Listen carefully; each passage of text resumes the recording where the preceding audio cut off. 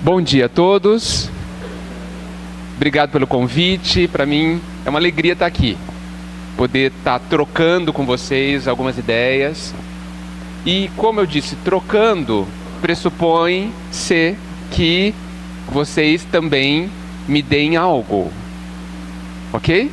Então peço que me interrompam quando quiserem, questionem, duvidem, né? Discordem e concordem, se quiserem, ok?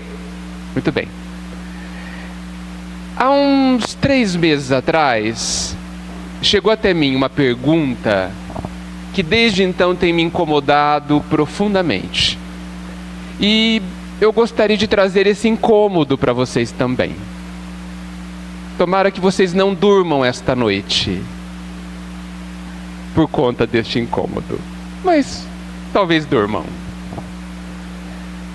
A questão que me colocaram, de fato é uma pergunta, diz o seguinte: como ousas enfrentar o mundo sem uma luz? Como ousas enfrentar o mundo sem uma luz? Perturbadora, não? A pergunta. Porque ela já pressupõe que estamos fazendo isto. Que estamos cometendo a ousadia de entrar numa mata escura, numa noite sem lua e sem estrelas, completamente despreparados. Talvez só com a roupa do corpo, sem uma lanterna, um fósforo, uma lamparina, um farol. E andamos nessa mata sem conseguir ver se no próximo passo haverá um buraco profundo, um galho que nos machuque ou um animal feroz que nos ataque. Porque não é possível ver na noite escura sem luz. Mas caminhamos.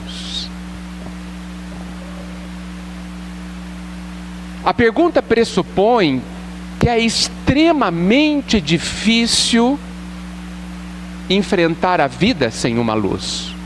Tá certo? Extremamente difícil.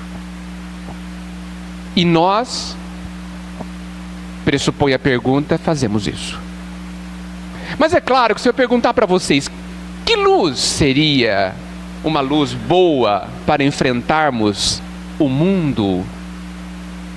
Eu acredito que todos nós imediatamente lembraríamos-nos do Senhor, de Jesus. Tá certo isso? E de fato, Ele é uma luz, sem dúvida. Mas nós a estamos vendo? Ela é o nosso farol, a minha lamparina na mata escura. Ela é, gente?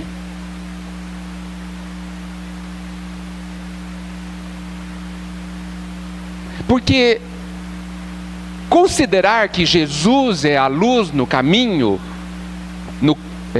no caminho do mundo, pode ser uma atitude absolutamente ou exclusivamente racional.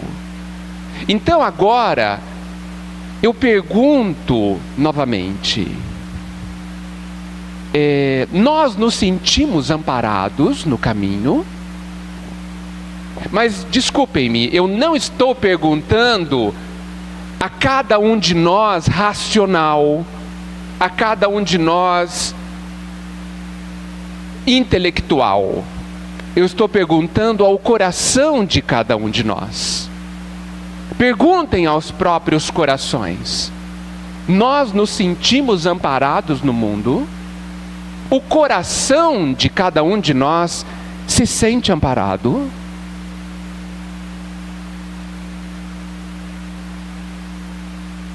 Suspeito que a resposta seja não. Está certo isso? Muitas vezes eu acho que o nosso coração é que nem um bichinho novo, um cachorrinho novo, recém-nascido, desconfiado, arisco, cheio de medo. Não é assim? Os nossos corações são assim, gente, muitas vezes. Sempre em busca de proteção. Não é? Com medo de tudo. Não somos assim o nosso coração? Penso que sim. E eu acho que é porque a gente não viu a luz ainda. Ele, pelo menos, o coração, não a detectou. Eu disse a palavra amparo há pouco. Nos sentimos amparados para caminhar no mundo, para viver cada dia. Vamos ver. Diz Jesus e diz a doutrina que nós somos permanentemente amparados. Mas nós acreditamos nisso, gente? De verdade, eu estou dizendo, claro. Não quero respostas intelectuais hoje. Nós acreditamos, nós nos sentimos, olha só, nos sentimos amparados, gente. Nós nos sentimos amparados na hora que chega a doença grave. Nós acreditamos que estamos em pleno amparo quando a gente perde o emprego, quando a gente caminhando na calçada cai e quebra a perna. Nós nos sentimos amparados quando alguém desencarna na nossa família e isso nos assusta. Nós nos sentimos amparados nessas situações, gente? Não? Não. Mas nós acabamos de considerar que somos sempre amparados. Jesus nos indica isso, a doutrina nos confirma. O que há então? Qual é o problema? Por que esse descompasso? Alguém se arrisca? Por isso que eu não gosto de usar a palavra acreditar. Eu disse assim, nós acreditamos que somos amparados aqui na proteção desta casa, sentado confortavelmente nessa cadeira, num domingo tão agradável e luminoso. É extremamente fácil dizer e se sentir até amparado. Mas na hora que quebramos a perna, que a doença bate a porta, que alguém se despede da vida física, que perdemos o emprego, que bate o vento e a casa é destelhada, nós não nos sentimos amparados. Por isso que eu não gosto da palavra acreditar no amparo. Porque quem acredita agora, desacredita amanhã cedo. Nós temos que saber. Porque quem sabe não deixa de saber jamais. Quem sabe escrever não consegue, nem se quiser, desaprender. Quem sabe andar de bicicleta, sabe andar de bicicleta. Tá certo isso? Então o acreditar é frágil. O saber é profundo. E saber de verdade permanente. Então, nós temos que saber que somos amparados. Isso tem que ser uma convicção, tem que ser um saber visceral, indiscutível, intransferível, mas indiscutível. Você não consegue contar, fazer o outro saber, mas você sabe. E isso basta. Bem, nós sabemos que somos amparados, gente. Nós precisamos trabalhar esse ponto. Porque a pergunta, ao meu ver, diz respeito exatamente a isso. Nós lemos, relemos, oramos e dizemos uns aos outros que o Pai nos ampara. Há 4.000 anos a gente recita o Salmo 23. Não é 2, 4. Que o Senhor é meu pastor e nada me faltará. Nada é nada. Tá certo? Mas eu ainda não acredito, não sei disso. Porque não vivo. Porque na hora que a doença bate a porta, que a casa é destelhada, que eu quebro o meu braço, eu me sinto em desamparo. Isso então deve significar que a luz está brilhando, mas eu estou de olhos fechados. Então ela não me serve. Então eu não a aproveito. Corremos o altíssimo risco de estarmos diante de uma mesa plena de alimentos, de um banquete delicioso, mas ao lado da mesa morrendo de fome. Corremos este risco. Muito provável, inclusive.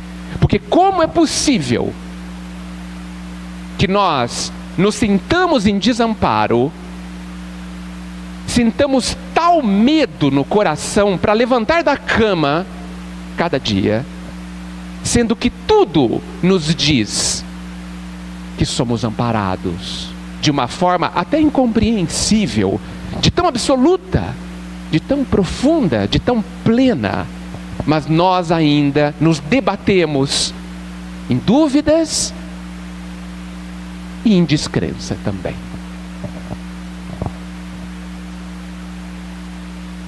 E sim, nós ousamos viver a vida e enfrentar o mundo sem uma luz. Não porque não a temos, porque nós a temos, mas porque não abrimos os olhos para enxergar a claridade que ela traz no nosso caminho, podendo impedir que caiamos no buraco, que sejamos atacados pelas feras e que um galho a esmo nos machuque ao caminhar.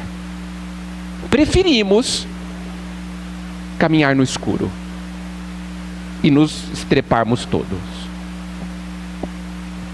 Como é esse amparo? Nós precisamos nos aprofundar nessa questão. Vivemos ainda sob crenças muito antigas, que são lentes escuras, que ao lermos a doutrina, que ao lermos o Cristo, que ao lermos as mensagens fantásticas, que são parte do banquete, nós não enxerguemos o que está ali. Nós ainda acreditamos que amparo é quando estamos no sofá relaxados. Que amparo é quando acontece exclusivamente o que a gente deseja. E é tão grande o nosso engano nesse minúsculo aspecto da vida, mas que de minúsculo, mas permanente, que estraga o nosso viver com o medo. E eu não acredito que haja coisa pior que o medo. O medo tira as nossas forças. O medo faz com que parece como se a vida saísse de nós. O medo é uma falta de ar permanente. O medo, talvez, ao meu ver, seja a pior coisa que possa acontecer com alguém. O que dizem a respeito do amparo divino? O Pai tem atributos absolutos, que a maioria deles nem compreendemos. Que Ele sabe tudo, pode tudo e nos ama. Mas vamos nos ater nesse atributo. Ele nos ama absolutamente, sem condições, de uma forma tão profunda que é incompreensível a nós. E nós ainda estamos colocando dentro dessa qualidade do nosso Pai questões todas humanas. Nós ainda acreditamos que Ele só nos ama quando a gente é bonzinho. Nós acreditamos nisso, gente. Vivemos segundo isso.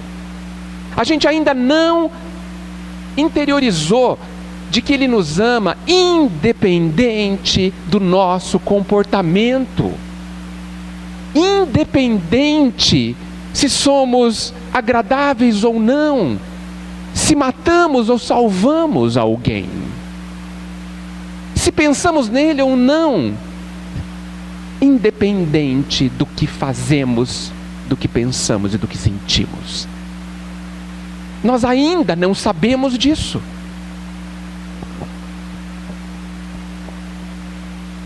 O amparo dele, baseado nesse amor, é tão profundo que nós precisamos considerar que não existe desamparo.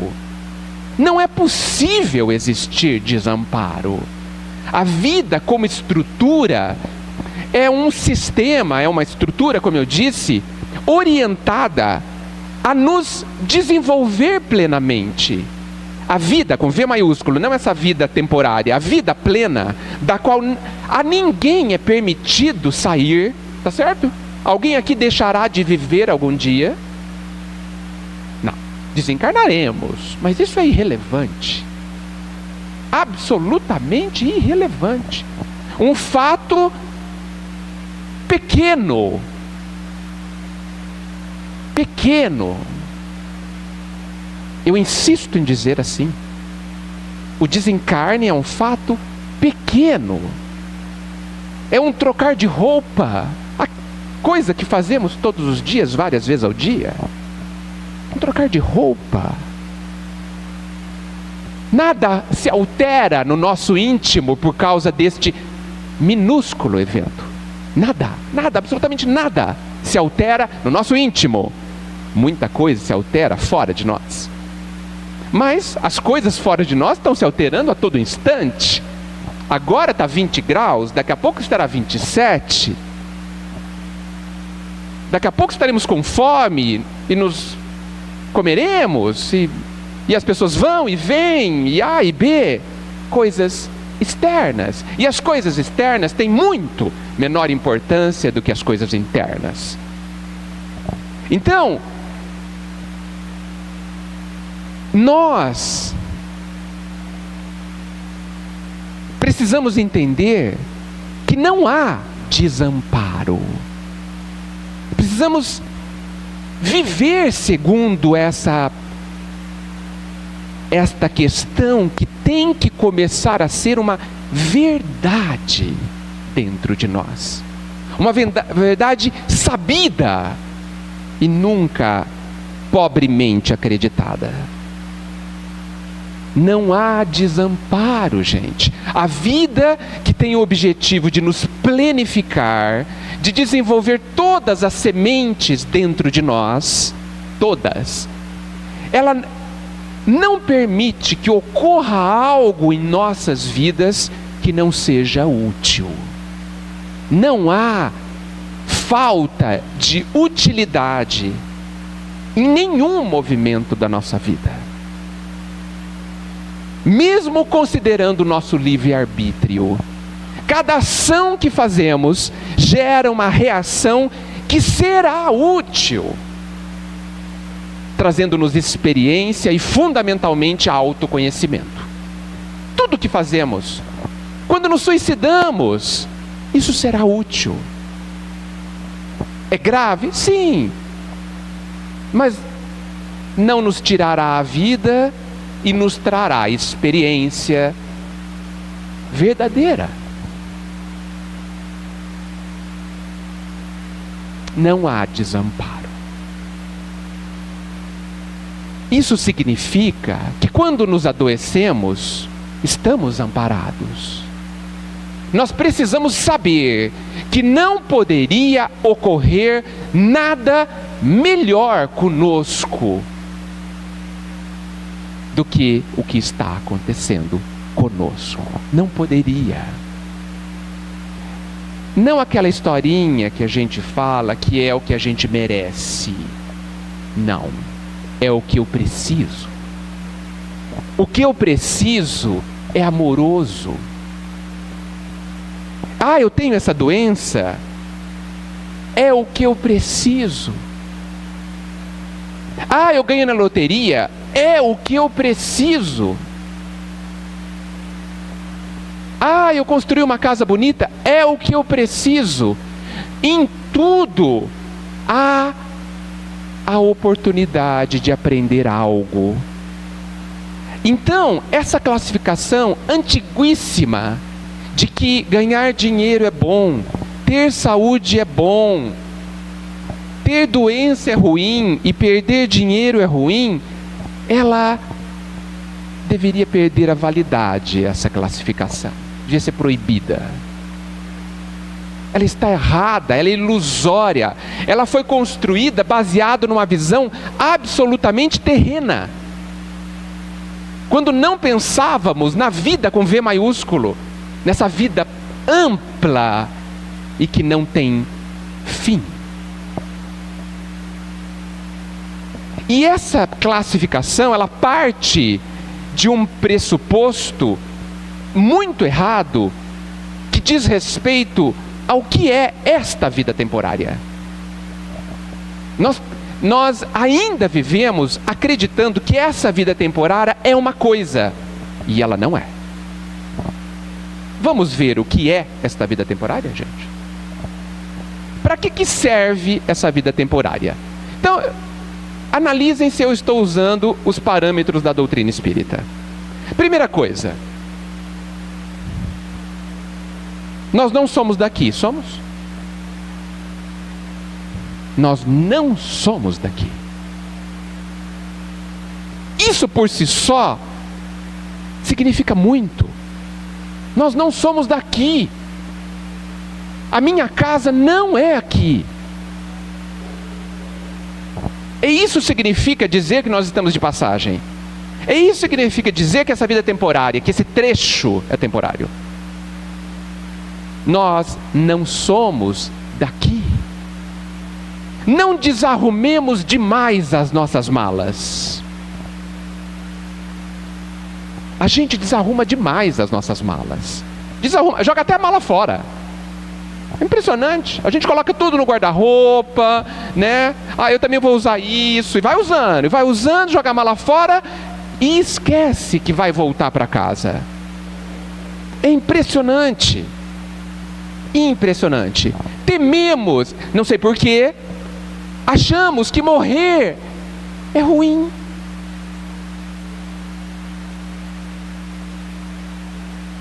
Nós espíritas falamos, mas nós vamos morrer, né? A pessoa morreu, que pena. Pena por quê? Que mal aconteceu a ela? Gente, olha só o hábito, isso eu chamo de vício de pensar, tão antigo, ultrapassado perante o que a gente estuda há tantos anos. Voltar para casa é ruim, gente? Eu tenho um amigo que diz que orar é ligar para casa. Eu achei tão doce. Não vamos orar, vamos ligar para casa. Lembra quando a gente sai de casa e liga para pedir dinheiro? Acabou a mesada, né? Vamos ligar para o nosso pai, porque ele é muito rico. Pai, olha, a coisa tá feia aqui. Acabou o dinheiro. Esse dinheiro, muitas vezes acabou a esperança, estou aflito, não sei o que fazer. Isso que é acabar dinheiro neste caso. Vamos ligar para casa, fortalecer a questão de que nós não somos daqui. Muito bem, se nós não somos daqui, se aqui não é a nossa casa, o que é aqui? E eu apelo para responder ao único título que Jesus aceitou. Qual foi? Mestre. Tá certo? Ele não aceitou o título de bom, mas aceitou o de mestre. Aonde que os mestres trabalham? Curioso, não? Os mestres trabalham na escola. Então, eu me sinto obrigado a concluir que nós estamos na escola. E tudo aqui remete para isso. Nós estamos aqui para aprender, dizemos, não? de que nós temos lições, ótimo, nós temos um mestre até. Então, gente, nós precisamos para sofrer menos. Não é para ter menos lições, porque isso não vai acontecer. Para sofrer menos com as lições, entender que nós não vivemos tragédias, apenas vivemos lições. Apenas fazemos exercícios de lições que ainda não aprendemos, mas que podemos, mas que somos capazes, e que nós temos um mestre, como não poderia haver outro, profundamente amoroso e sábio, que nos pega na mão para fazer a lição, mas que não fará em nosso lugar, porque confia em nós. Se aqui é uma escola, não há tragédias, há lições. Como que é a dinâmica da escola? Um dia de aula, como é o caso da nossa vida temporária, um dia rápido de aula. Como é? A gente vem, tem algumas lições, então tem uma parte que a gente estuda, ouve a teoria, depois a gente vai fazer uma série longa de exercícios, porque só sabe quem faz. Não adianta ficar lendo 200 livros, tem que fazer, né? Só sabe quem faz. Nós não viemos aqui para decorar textos, porque isso não é saber, isso é ter decorado textos. Então fazemos uma longa lista de exercícios. Aí a gente para um pouco, descansa, come uma coisinha, brinca um pouquinho, conversa um com o outro, volta para a aula, tem lições, faz uma longa lista de exercícios. É assim o dia na escola. Agora, como nós não vemos assim, como nós queremos, observem bem o que eu estou dizendo, nós queremos continuar de olhos fechados, nós estamos querendo continuar a nos iludir de que nós viemos aqui para nos divertir. Tá certo? Que nós viemos aqui para não sei o quê, além de estudar. Então nós temos sistematicamente decidido não ver a realidade do local onde estamos, que é a escola, e termos um comportamento diferente do comportamento necessário para aproveitar os instantes na escola. Nós somos aquele pessoal lá do fundão da sala de aula que quer fazer uma outra coisa diferente do plano da aula. O professor está lá dando a lição, dando exercício, e o fundão está fazendo outra coisa. Tá certo? E aí a gente sofre. Por quê? Porque a lição, ela é inevitável. O exercício é para todo mundo da sala, ou o pessoal da frente ou do fundão. O professor não pergunta se o fundão quer fazer a lição, ele dá a lição. E aí a nossa dor, as nossas lágrimas ácidas não existem porque a lição é difícil. As nossas lágrimas, os nossos verdadeiros sofrimentos são porque a gente não quer a lição. É por isso que sofremos a maior parte das nossas dores. Observem bem se eu estou sendo correto, hein? Nós não sofremos porque eu tenho aquela doença. Não. Eu não sofro verdadeiramente, a maior parte das minhas dores, o viver a lição. Eu sofro porque não a quero. Porque a rejeito. Rejeito a tal ponto que nem o nome dela eu digo. Sabe aquela doença? Sabe aquela? Todo mundo sabe qual é, né? Aquela doença? Todo mundo sabe, não sabe? Nem precisa dizer. Olha só que interessante. Que loucura. A gente não diz o nome, mas todo mundo sabe qual é. Olha o medo. As nossas lágrimas, a nossa dor, a nossa angústia, esse medo pavoroso que a gente tem, não é de viver a doença. É porque a negamos. Eu gosto da instrução do Divaldo, que quando a doença bate, ele vai lá e abre a porta. Pois não? Ah, você é tal doença. Muito bem. Pode entrar. Até porque ela vai arrombar se você não abrir, tá? Pode entrar, mas eu vou avisando. Ele diz para a doença: você é uma mera hóspede. Não vai morar aqui. Você é uma visitante. Visitante pressupõe que um dia vai embora, certo? Então entra.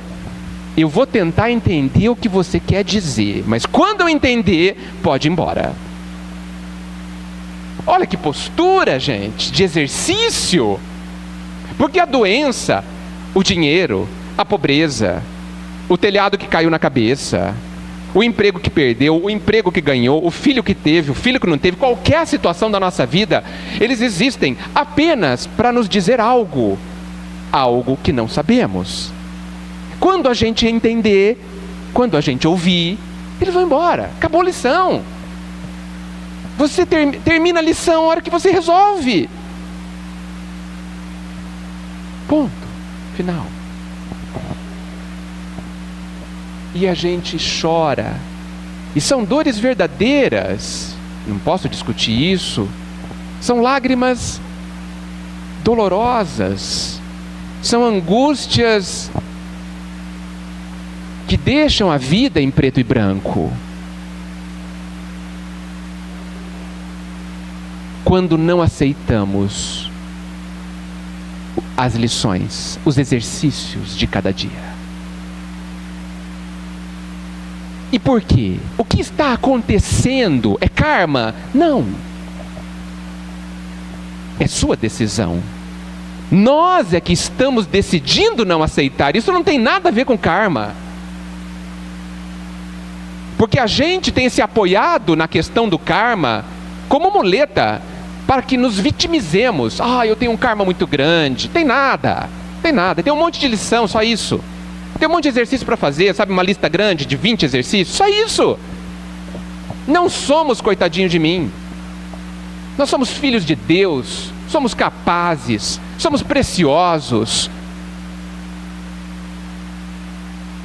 É isso que somos. Mas nós temos sistematicamente decidido se considerar um lixo. Não há o que fazer. A decisão é particular. Quem quiser se considerar um lixo, tudo bem. Mas nós podemos nos considerar amados, porque o somos. Podemos nos considerar plenamente amparados, porque o somos. Podemos nos considerar preciosos, porque somos únicos. E somos preciosos. É uma decisão particular. E enquanto nos decidirmos, cada um de nós, nessas situações de exercícios, optarmos por nos considerarmos fracos, imperfeitos, porque somos, mas isso não é um defeito. Ser orgulhoso não é um defeito, gente, como nos disseram e a gente acreditou.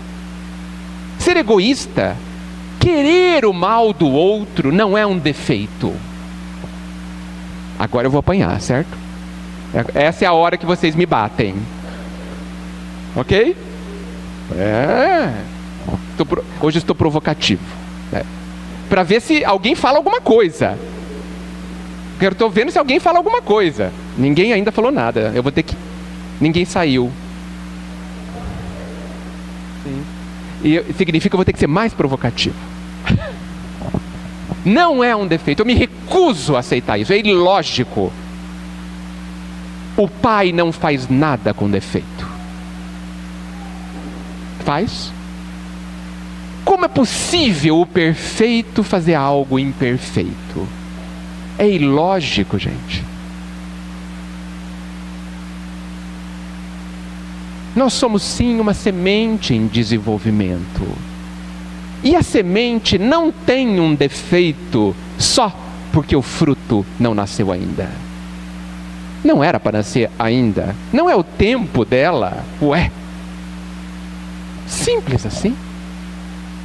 A goiabeira não tem defeito porque a goiaba está verde ainda. Não é época de goiabas maduras? Nós não estamos na época de sermos como Jesus. Nós estamos na época de estarmos verdes em muitas questões, de não ter nascido determinados pontos dentro de nós. Simples assim. A visão do erro, de defeito, é toda nossa e desconectada da realidade da vida.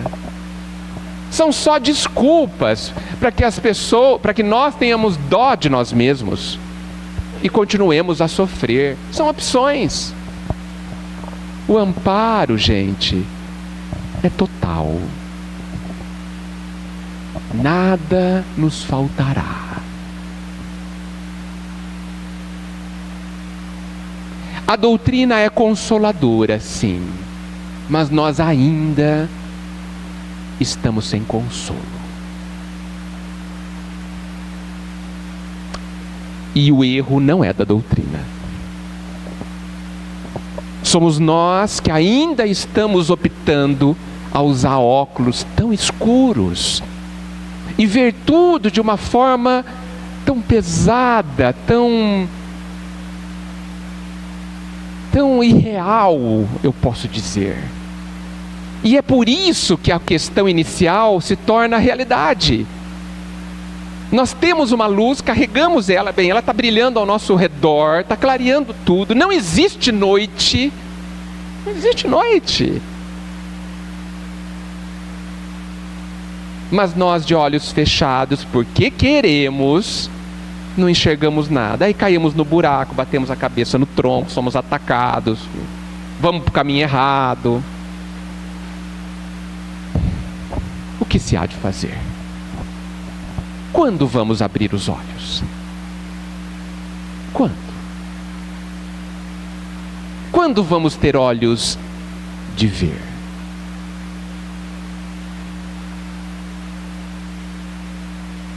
Por que não, gente? Bem, vocês vão dizer alguma coisa? Vocês vão dormir essa noite? Tomara que não. Porque lembra que Jesus orava no horto e os discípulos dormiram? Não dormamos nesta hora. Vamos ficar acordado pelo motivo certo. Vamos perder noites de sono pelo motivo certo. E não porque a gente não aceita o exercício. Vamos ficar acordado sem dormir no esforço de resolver o exercício, de entender o que ele quer dizer. Não estou entendendo, esse exercício é muito confuso. Eu aprendi quando eu fazia cursinho de que a resposta do exercício está no enunciado. Leiam de novo o enunciado 1000 vezes. Está lá a resposta. A resposta não é um segredo, está ali. Nós precisamos desenvolver a capacidade de enxergar a resposta. Isso é crescer, gente. Isso é desabrochar. Isso é lapidar o diamante. Isso é abrir a semente, amadurecer.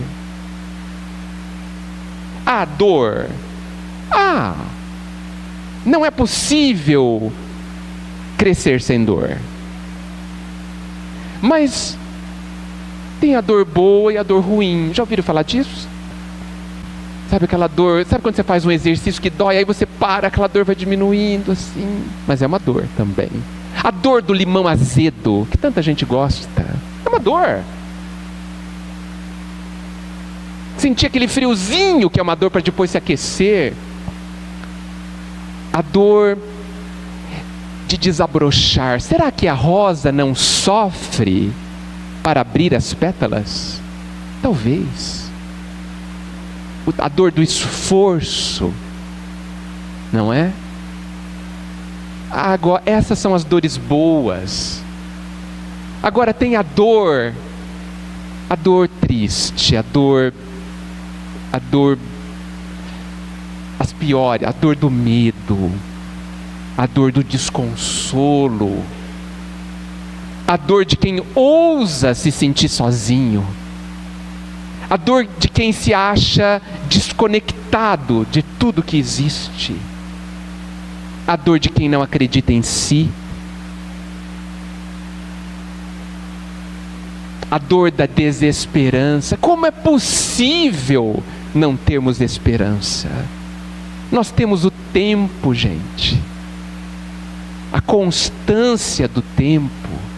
O tempo nunca vai terminar. O que pode trazer mais esperança, gente?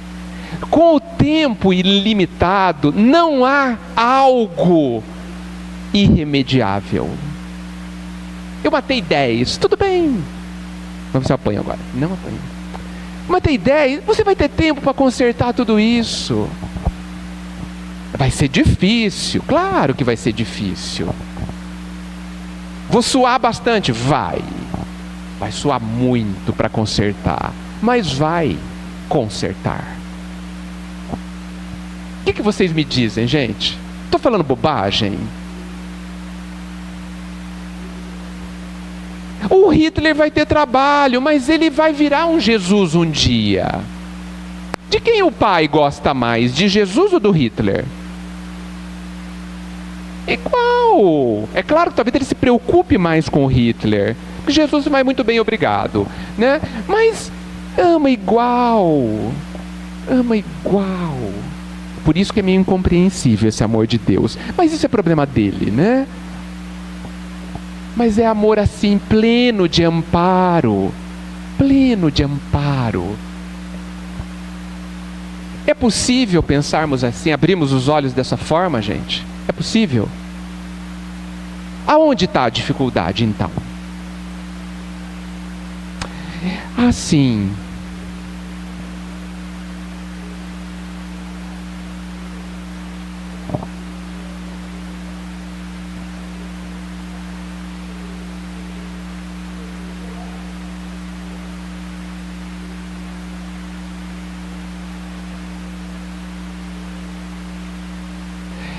Você falou várias coisas. Aceitar a vida. Isso não é uma coisa assim, olha, eu vou aceitar porque eu não tenho opção. Não é assim. Eu vou aceitar porque é fantástica essa vida que eu tenho. Gente, tem uma pessoa lá muito sábia, que eu admiro, muito séria, que acha que eu sou capaz de resolver essa encrenca. Isso é valor que ele está atribuindo a mim. Eu sou capaz de resolver essa encrenca familiar, essa encrenca no meu físico, no exterior de mim. Eu sou capaz, gente. Agora, nós não viemos aqui para ficar no sofá no domingo à tarde. Nós não viemos, aqui não é um parque de diversões. Aqui é uma escola, dá para divertir muito, mas é uma escola, gente. Esse eu acho que é a raiz do problema. Tem que ter esforço, gente. Não tem alternativa. Ah, mas eu quero ficar no fundão. Vai ficar, à vontade. Mas vai ter que conviver com o próprio vazio interior. Vai ter que viver com o medo. Veja que eu não estou falando de consequências externas. Não, depois a vida vai piorar. Não vai. Vai ficar do mesmo tamanho, porque as lições ficam paradas, entram em fila esperando a gente. Agora, e o vazio interior? Quem que resolve isso? Quem que resolve o medo? Porque quando a gente estaciona, a gente se desconecta do ritmo da vida, que é sábio, que é nutriente, que alimenta, que fortalece. A gente se desconecta. E é isso que dá o medo e a solidão verdadeira. Porque a gente se sente desconectado, fora da rede. fora dos vínculos que nos alimentam. E tudo isso é por decisão. Então, assim, precisa de esforço, gente. Agora, ninguém está pedindo para sermos Francisco de Assis. Ninguém está pedindo isso. Nós temos que viver a vida que nos foi dada. Não vamos procurar novos exercícios. Deixa o mestre dar o exercício, porque ele entende o que somos capazes e o que precisamos. Não vamos atrás de encrenca. Ah, esses são os exercícios que eu tenho? Muito bem, eu vou resolvê-los um a um. Ah, eu não sei nada. É claro que você não sabe. Porque nenhum mestre dá um exercício que você já sabe. Não tem sentido. Nenhum exercício a gente sabe direito. E é por isso que eles existem. Isso é lógico. Então vamos arregaçar a manga, pegar, falar assim: eu sou amado, eu sou capaz, nada me faltará. Isso não é ilusão, gente. Isso é realidade. Mas uma realidade que você vai optar em enxergar.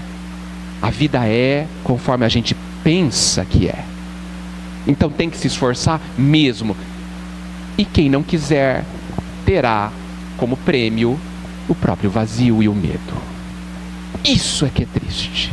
Não é triste a doença, não é triste o desencarne, é triste a não luta. O não lutar, mas lutar certo, porque não adianta subir a escada se a escada está escorada na parede errada. Porque tem gente que luta: não, eu vou atrás, eu vou resolver, eu vou atrás dessa doença, eu vou no médico onde ele estiver, vou isso. Mas é isso que a doença está pedindo? Eu não estou dizendo que não devamos procurar a cura do corpo, mas a gente não pode esquecer que o corpo morrerá.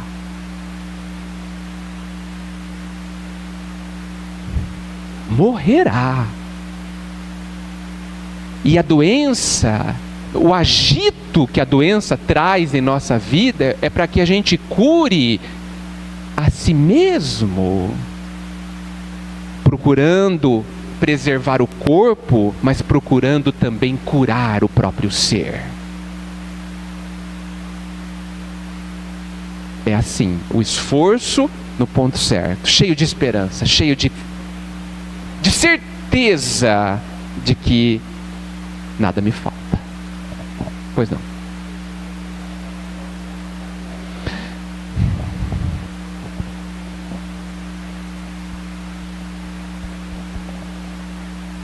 Nós somos muito estranhos mesmo. Porque eu volto à cena, um banquete inigualável e nós morrendo de fome. O Pai nos deixa livres para optar a vida que a gente vai ter. E Ele aguarda que a gente se resolva a abrir os olhos. E imediatamente se considera muito mais feliz. Porque, gente, saber que nada me falta, eu suspeito que seja quase ter a felicidade. Quem mais vai me dizer algo? Temos 5 minutos. Oi.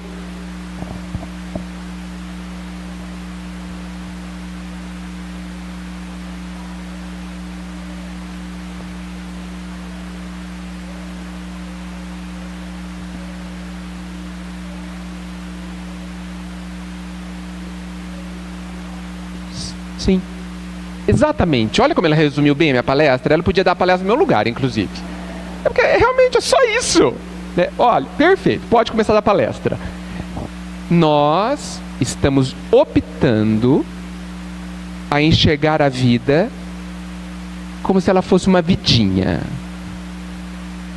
Como se aqui fosse a vida verdadeira e única e ponto. Olha que triste isso. Que não somos nada além, que não há um propósito maior. E é por isso que a gente chora quando alguém desencarna. Que não sei quem a gente tá, são vícios, né? É isso. Então, a doutrina, o que o Cristo? O Cristo disse assim: eu vim trazer vida. É estranho, né? Porque ele disse para um monte de encarnado isso. Será que ele se enganou? Ele veio trazer vida para quem já tinha vida? Não. Porque essa vida que a gente tem não é a vida que ele quer dizer. Vida é essa visão mais ampla. É você ter essa visão mais ampla. É estar acordado. O Pai, Jesus veio nos trazer consciência, né? A percepção. É como uma criança de 2 meses. Ela não tem consciência nem de si. Ela nem sabe que ela é. Tá certo? Mas conforme ela vai crescendo, ela fala: existe o eu e existe você. Olha, eu estou no mundo. E olha, esse mundo é muito maior do que eu via. Nós, psicologicamente, estamos saindo desta fase prematura. Nós estamos deixando de sermos recém-nascidos, que até ontem vivíamos, ou até hoje ainda vivemos, completamente inconscientes de uma realidade mais ampla da vida. E eu não estou falando do plano espiritual, vocês perceberam? Eu estou falando de uma visão conceitual da vida maior, de que aqui é temporário, apesar de ser bastante convincente, que é um dia na escola e que nós vamos voltar para casa. Essa é uma visão ampla, conceitual, não espiritual. Porque eu não estou falando que voltar para casa é viver o plano espiritual. Porque muita gente volta para lá com a mesma mentalidade daqui. E a gente vê isso claramente em alguns personagens de André Luiz. Onde as pessoas vivem como se vivessem nessa sociedade, com essa cultura. Então, nós podemos tomar a decisão de como nós vamos ver, dessa visão limitada que todo mundo continua achando que é assim, e que nós continuamos a educar nossos filhos, infelizmente. E a gente pensa que levar o nosso filho para ser evangelizado é ensinar ele a ler o evangelho. Não. É ensinar a entender que a vida é muito maior. A gente infelizmente continua preparando nossos filhos para a vida do mundo e não para a vida verdadeira. E quando eu falo isso, eu não estou dizendo que são coisas separadas. Preparar um filho para a vida é também prepará-lo para viver neste mundo, é óbvio, e não para se alienar esperando o desencarne chegar. Não. Mas mostrar para ele a realidade mais ampla que a gente já consegue enxergar e que já nos foi dado, para que ele saiba que ele não terá tragédias. Porque esse termo é um termo humano. Para a vida verdadeira não existem tragédias. A tragédia é algo ilógico na filosofia da vida. Não cai uma folha da árvore sem que o pai o queira. Não cai. Então, quando acontece um terremoto e morre-se 100 mil pessoas, nenhuma tragédia ocorreu. Me desculpem. Nenhuma. A verdadeira tragédia que está acontecendo a todo instante é nós já termos lido e ouvido falar de tudo que nós já ouvimos falar e continuarmos a decidir dormir de olhos fechados. Essa é a tragédia suprema que acontece a todos os instantes. Porque nós estamos optando em sofrer. Isso não é karma, gente. Isso não é karma, hein? Isso não é culpa, isso não é resultado de erros das vidas passadas, como diz o Livro dos Espíritos, se não me engano, né? Causas atuais, tudo é causa atual. Aliás, eu acho que uns 90% das nossas lágrimas tem a ver com as nossas opções atuais de ver. Acho mesmo que a gente sofre cada angústia de cada dia pela forma como a gente está vendo. Só por isso. E se a gente tivesse uma outra visão, manda vir as doenças, vamos. Eu vou tirar uma de letra de cada um. Qual que é a primeira? Qual que é o primeiro exercício? Vamos lá, porque eu quero terminar logo, né? Para conversar com os amigos, para não sei o quê, vamos, né? Inclusive para que eu me admire puxa, eu consegui esse, olha como eu estou bem. Olha como eu estou bem, não fisicamente, claro, que o físico não importa. Olha como eu estou bem. Consigo dormir em paz. Não resolvi tudo, mas fiz boa parte, fiz o que eu sabia, o que eu consegui entender. Vai vir um restinho de exercício mais para frente, mas vamos aguardá-lo sem medo. Vamos aguardá-lo, é só um exercício. Eu vou sair do exercício sempre ileso. Não existe exercício que consiga me machucar. Nenhum exercício arranca pedaço do ser, é claro. É claro, gente, que eu estou falando dessa forma bem leve, para contrapor a tragédia que a gente faz dos nossos exercícios. É óbvio que existem exercícios muito difíceis. É claro. Existem exercícios... Uau! Uau! Existem exercícios absolutamente complexos. E eu fico imaginando, meu Deus, eu posso mesmo resolver esse exercício? O senhor tem razão? O senhor tem certeza? Pergunta para o professor, é para mim mesmo? Aí ele fala, ok. Não estou entendendo nada, eu não consigo nem ler o exercício. Né? Mas vamos lá. Vamos lá. Vamos enfrentar a situação. Por quê? Porque tem alguém confiando em mim. Eu preciso confiar em mim. E se eu resolver 10%, puxa, eu já vou ficar tão contente. Puxa, eu resolvi 10%. Eu tentei, eu me esforcei. E tudo o que a vida nos pede é esforço, gente. Ela é tão doce que ela não pede nem que a gente acerte. Nem que a gente acerte. Mas se esforce. Por isso que Kardec brilhantemente disse que reconhece-se o espírita pelo esforço em ser melhor. Ele nem conseguiu, vocês percebem? O espírita ele nem consegue. Ele só se esforça de verdade. Oi. Sabe um dia que eu falei numa palestra que nós somos eternos e me corrigiram? Aí eu nunca mais falei isso. Eu falei que nós somos imortais. Me disseram, me ensinaram que eterno não tem nem começo e nem fim. E nós tivemos um começo. Então eu falei, não, nós não somos mais imortais, ok? Nós somos, eterno, nós somos imortais. Somos imortais. Nós temos o tempo. Olha que amor, gente. Acho que a expressão do amor de Deus é o tempo eterno. E para terminar essa conversa... Oi? Que conversa? Terminar essa conversa... Olha, saiba que essa conversa me impacta bastante, sabe? Porque eu ainda estou muito incomodado com a pergunta. Eu tenho falado sobre isso, porque para mim, a cada vez que eu falo, eu estou sentindo o impacto dela de novo. Porque eu quero que ela me impacte, me incomode tanto, para que eu consiga fazer algumas coisas. Tirar esse óculos escuro é muito difícil. Parece estar grudado na gente. Então, cada vez que eu falo, eu não quero esquecer dessa pergunta. Então, eu tenho falado muito sobre isso, para que eu não me esqueça de que eu preciso conscientemente decidir ver diferente. Isso é um exercício por si só.